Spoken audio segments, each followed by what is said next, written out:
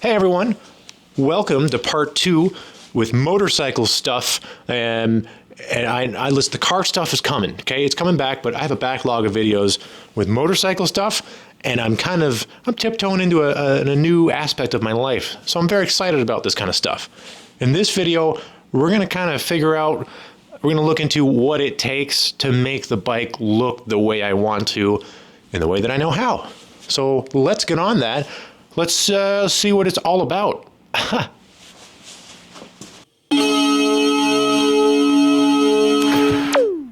Well, now we're back to this bike. When I started looking for motorcycles, seen this one, and I was like, yeah, this one's mostly what I would want, honestly. Someone's done a hardtail conversion to it. They did a bobber style rear fender. They did it the cheapest way possible, and there's nothing wrong with that. It still looks decent on these bikes. I do want to show you this real quick to show you, particularly on these bikes, how easy it is to get this. And now listen, it's not perfect, all right? It's not the cleanest thing ever, but this is the cheapest way to do the bobber look on these bikes. And here's what I mean by the skin of the rear fender. So this is a stock rear fender to a 250 Virago. And if you look underneath it, you kind of see this, I don't know, brass colored thing is the way you go about it. It pretty well protects this piece here, and it holds some wiring for you. Fun fact though, couple of bolts on the top, and that skin piece will just, it'll detach from the fender itself. And luckily, because that piece is also intertwined with where it mounts up, you can just bolt it straight back on the bike, and boom, now you've got a bobber rear fender. Only thing you got to deal with after that is how to mount up a different set of lights. And I will say, the stock seat, although I don't recommend it because it looks like ass, but the stock seat will still work with that. So if you wanted to just take this old stock seat, where would it sit? Somewhere like that. Something like that. I can't, oh yeah, there you go. Basically it would sit like that. But I do find on these bikes it looks pretty bulbous to have this wide ass rear seat and a skinny fender. But that's how you do that on these bikes. It's pretty simple, good stuff. All right, let's get back to other stuff where I can B-roll over things. Some other things I noticed about the bike, it's got aftermarket front and rear turn signals. Everything on the bike has been painted black, although not that well, but that doesn't matter to me because it's not a show bike. Much like my cars, I don't like owning vehicles that are in really good condition aesthetically. I don't want holes in it or anything, but for example, with my Miata, it looks like a time attack car, a streetable one at that, but you know, it has that aesthetic, so I can get away with peeling clear coat or maybe a couple dents here and there. And then with the Forester, it's lifted, you know, with like that off-road aesthetic, so it doesn't have to be washed all the time. It's okay to have a bunch of dents down the side of it. It's okay for me to fix the rust on the quarter panel with a freaking license plate and some silicone. It has an aftermarket exhaust. Oh my God, bro. Oh shit. I'm looking at the exhaust right now, and I just realized, because it was dark when I went to pick it up and the pictures threw me off, this is not an aftermarket exhaust. That's so funny. This exhaust, this is a stock exhaust that somebody has decided to chop up and horribly weld. I mean, this thing is bad, man.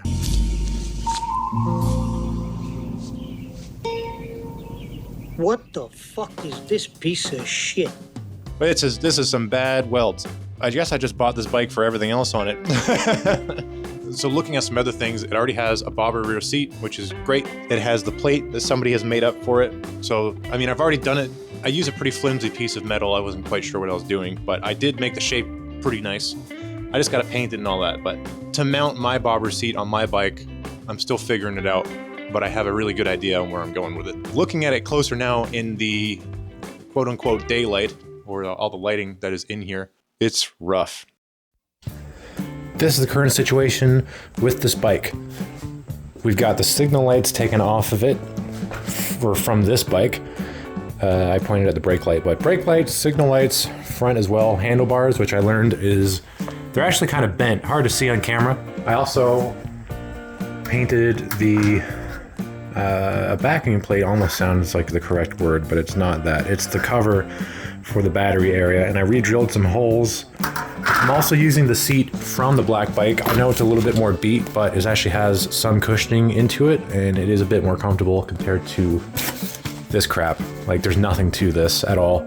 I wouldn't want to ride down the street with that, let alone any actual considerable amount of time. So the plan right now is to probably take this fuel tank off, put the covers and the fenders on, and I have to grind down the arms that hold on the rear fender a little bit because I only roughly cut them just to make it fit and make sure that the fender would mount okay. But I just got a little bit of finishing work to do.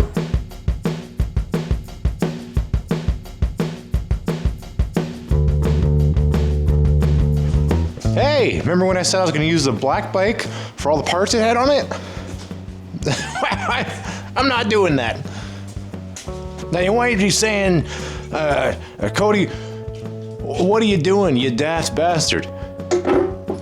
I'll tell you. I'm going to tell you right now. I may or may not have had my bike painted, kind of. After some hard thinking, and thinking hard, I said, screw this. The paint, it just looks too bad. And I was debating on repainting it or at least sanding it and just giving it another coat. But as much space as I have in the shop, I don't have a lot of space to paint, and it's a lot of fumes and it's a lot of overspray. I just figured I would bring it to my friend, and I got a decent deal on painting stuff. I had the 2 side covers, front and rear fender, and the gas tank painted. Some minor differences you might see on the whatever I might have spoken about before is that I actually ended up using my own plate cover to cover up the battery. I painted it. I managed to mount some tabs a little bit differently for the seat, and I was thankfully able to use the seat from the black bike on my own bike. Another question you might have is, Cody, you crazy son of a gun, what's going on with all that crap in the box? And what happened to your rear fender? Where'd it go? Here's what I found on Facebook Marketplace. I don't know how to make a rear fender or any kind of fender. I can't fabricate stuff. I have no skill with that. Not to say that I'll never try it because I have no skill, but this is what I'm starting off with. I have no welder. I don't know how to weld, nothing like that. So everything on the bike so far has been bolt-on, including the rear fender and the bracket and all that kind of stuff. I got this box of parts, which would include a rear fender, a seat, the rear fender you see on the white bike now, which was the red one, and it came with a bunch of hardware and some brackets to mount some stuff. Let me get this off my face. There's a website in the States called Blue Collar Bobbers, and I'm just doing a little bit of research, found that this is the exact kit from that website. To get it here in Canada, I'd probably be looking at over $400, and I'm not trying to pay that. This kit is actually to a Yamaha V-Star 650. A V-Star is basically just a rebranded, renamed Virago. They still make the Virago, but they're now called the V-Star. And yeah, this little kit is to a 650. I had to make it work. I wanted to make it work. Let's have a quick look at how I made it work.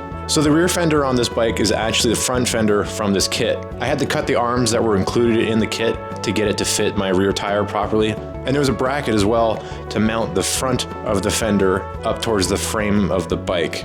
I had to cut it a little bit, and instead of welding it on, I actually just drilled holes into the frame of the bike, and I used rib certs to bolt it in. I use a little bit of Loctite so it'll never come off, and a locking nut so that way it wouldn't back off as I'm riding.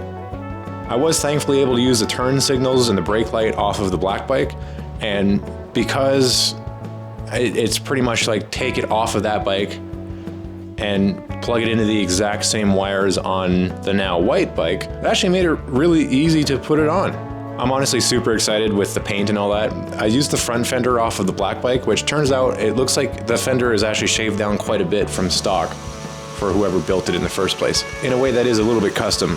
It's a white pearl. It's got a bunch of metallic in it, and when the sun hits it, there's a bunch of blues and pink and purple. It's really nice, it's gorgeous, but it doesn't make the paint look pink and purple. You can just kind of see the shimmer to it. Pretty well all I had to do to get this bike running. I can have this bike running in 2 hours, and that's like taking time. I just have to wire in the tail light and the license plate light. Make sure the wiring is tucked up because it does have to go through a bit of a not so fun spot, and I don't want it to get caught up in the chain or anything ever, because that would be a nightmare. Just put the tank on it, plumb it in, put gas in it, and as long as the gas and the carburetor hasn't turned the varnish by now, it should just fire right up. Let's see what happens.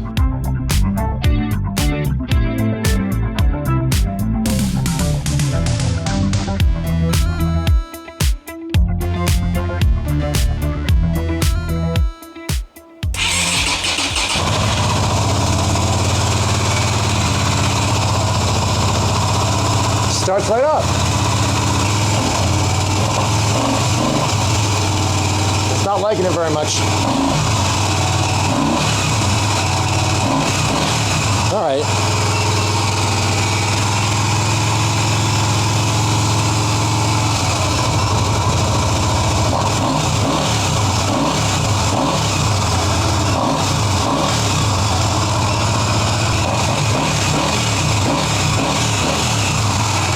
You got to do that when you have a motorcycle like this. You got to brother it up a little bit.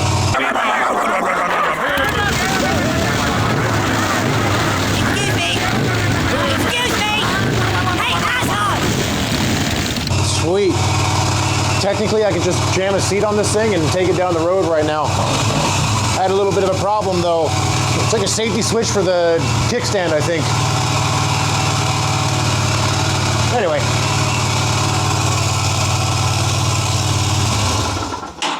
Now, is that just going to start back up again without the booster pack? Yep.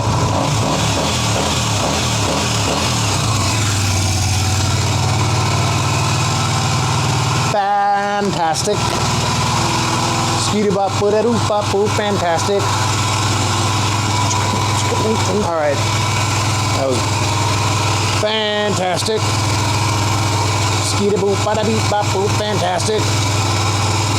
Gonna go be able to ride this bike up there. I don't know, man. I just work here. I'm gonna clean up my little work area a little bit. Actually, I'm gonna put the seat on first. Whoa! That's what I'm talking about. Oh yes, that's how that went on. Now I'm remembering, Spider-Man.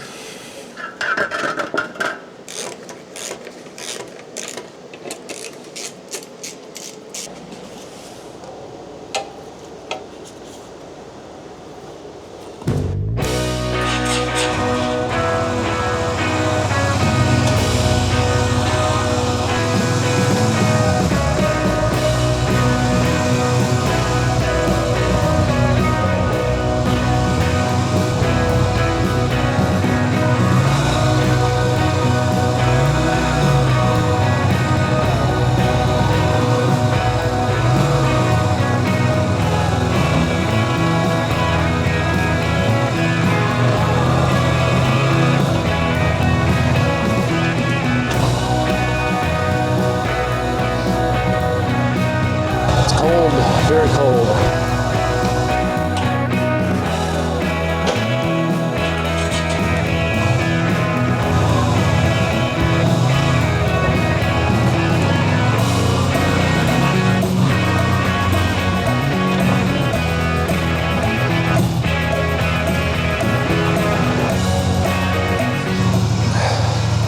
Not bad.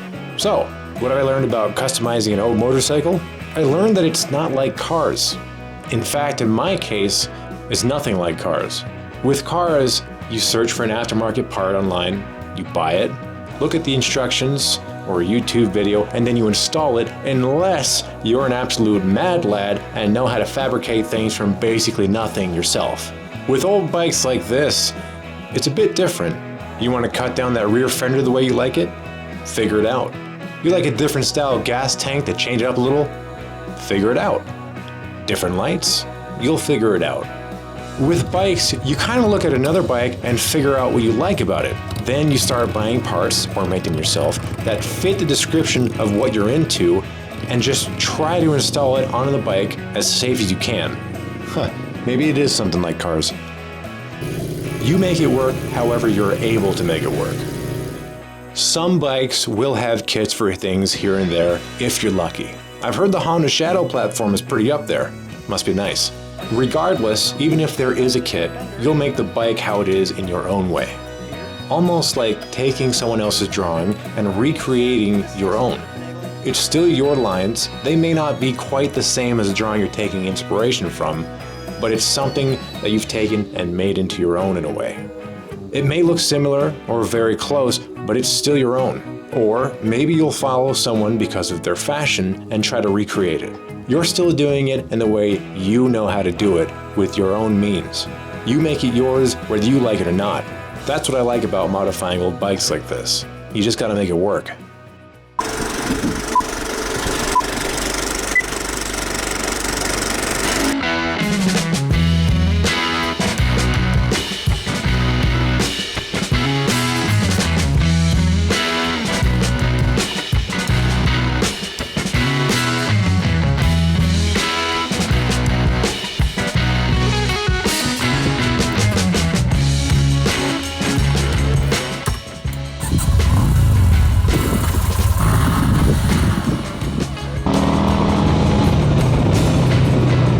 freaking love this bike. As of right now, it's almost everything I need it to be. It's cheap. I'm into this bike all in for under $2,000 even after the modifications. It looks amazing, and shout out to my buddy Dan Kelly at Savage Auto Body for painting all the bits. I honestly couldn't be happier. It's stupid reliable. Go Yamaha! And it's slow as shit. Hey, I said it's almost everything I needed to be. I've already outgrown how slow the bike is for the roads in my area. It's mostly back roads and highways, but in town, you can't beat it. I know exactly what my next bike will be, and even though I'm not quite done with this one yet, I'm excited for the future. Thank you for coming along on this little journey with me. What do you ride? What was your first memory with a motorcycle? Let me know in the comments. My journey with bikes isn't quite over yet. Stay safe, turn some wrenches, and take care. Until next time, peace.